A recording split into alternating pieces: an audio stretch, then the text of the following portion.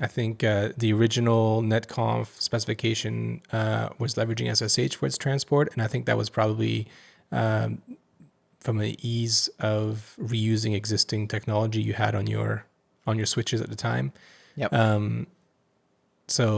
But that, just as a comment to that, upon looking into this further, it turns out it's not the only transport anymore for NetConf. It seems like NetConf, the RFCs for supporting NetConf over TLS, over something called Beep, over SOAP. I'd never heard this before. I hadn't heard about it until I looked into NetConf. But what I did find is that even though there are RFCs for NetConf over these various transports, most switch and router vendors really only support NetConf over SSH. Like that seems to be the de facto standard even today. Right. With the exception, I noticed that Cisco does support NetConf over Beep. And I couldn't find, most other vendors are pretty much NetConf over SSH, from what I can tell. So that even though there are other ways of transporting a NetConf RPCs and data across, it seems to me like SSH is still the predominant transport protocol for that. Yeah, I would agree. I found much of the same. So I did find there's an RFC for NetConf over SOAP. Yeah, but again, I yet to find a vendor that implemented that, right? So I'm not sure where that came from and who implemented it, but I couldn't find a vendor implementation of it. Yeah, and then NetConf over TLS with the X509 as well, which was a more recent RFC, so maybe that just hasn't gained traction yet. Yeah. In RFC 7549.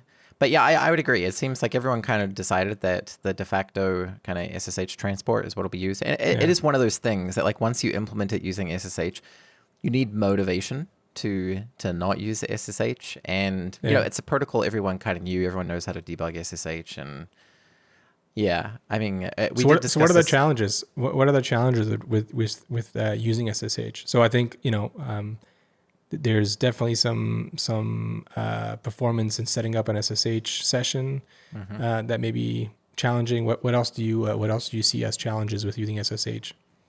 I guess like stacking connections together. It doesn't really work nicely over SSH, whereas HTTP, I think it was 1.1 or in 2, I can't remember exactly, but the parallelization of connection within a single connection. Although I think that was solved. I think in NetConf there is a concept of running different channels over the same SSH connection. Oh, really? Yeah, I think Interesting. Yeah. No, I guess there's no real downsides to using any transport unless they introduce stupid amounts of like overhead or the handshake is complex or things like that, right? And certainly using SSH gives you an automatically secure connection to the device. Not that you can't do that with HTTP and TLS as well, but it's kind of bundled into the protocol, whereas it's kind of in addition with HTTP. So I mean, I can see merits. It's not that I can't see why it wasn't done. I would argue that there's probably a little bit of overhead that is unnecessary. I can't imagine that it's that bad, really. Would be what I would say. Is it optimal? Probably not. Is it awful? Probably not either. Exactly. Yeah. I mean, it's just our tendency to reuse what we know. Yeah, exactly. And yeah, I can't really throw stones at it per se, other than saying like if you were building it from scratch and you had no baggage, would you build it using SSH? Probably not.